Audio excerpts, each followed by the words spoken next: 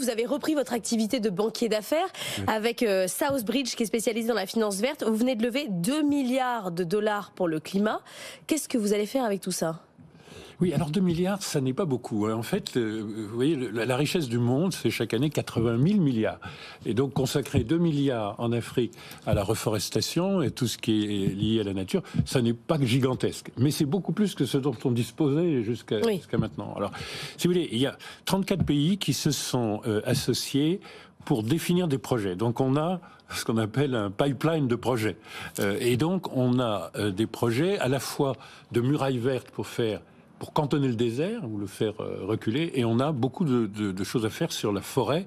Vous avez le grand puits carbone du monde, beaucoup moins attaqué que l'Amazonie, qui est dans le bassin du fleuve Congo, sur la République démocratique du Congo, le Congo-Brazzaville, le Gabon, enfin vous avez là un bassin considérable.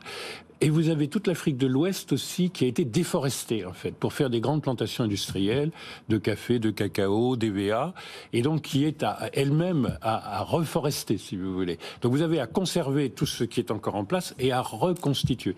Et ces projets sont identifiés et ne trouvaient pas leur financement. Et donc là, on a créé une coalition, et cette coalition, elle est assez intéressante.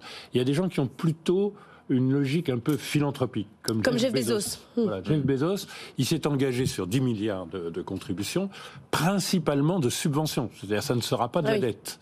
Et donc, il y a une partie de cela qui va être gérée avec nous pour réduire le risque d'investisseurs privés qui vont venir sur la forêt. Si la forêt, ça peut délivrer un rendement du capital assez proche de l'immobilier.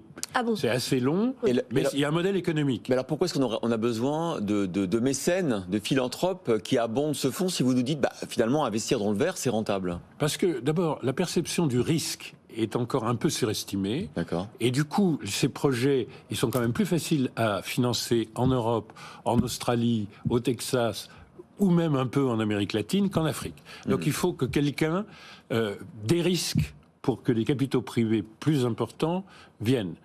À côté des gens qui ont une animation philanthropique, si vous voulez, il y a les banques de développement, notamment la Banque arabe pour le développement économique de l'Afrique, qui est la deuxième plus importante des institutions financières de développement. Et c'est assez intéressant parce que les pays du Golfe et les pays arabes en général préparent l'après-pétrole et ont en ce moment une initiative très politique devant le fait que l'Occident hésite un petit peu à être généreux. Et donc, il y a effectivement, autour de cette Banque arabe pour le développement économique, des fonds à taux d'intérêt très bas, parce qu'ils ont un excellent niveau de notation sur les marchés. Et donc, on va faire ce qu'on appelle, dans notre jargon, de blended finance, c'est-à-dire de la finance dans laquelle il y a du don, des taux très bas, et puis des taux de marché. Et pour améliorer la rentabilité, les certificats carbone sont très importants parce que c'est bien d'avoir un rendement type immobilier, mais vous êtes peut-être plus tenté d'investir dans la banlieue parisienne que dans la forêt équatoriale. Et donc, il faut donner un rendement supplémentaire. C'est ça qu'on essaye de fabriquer.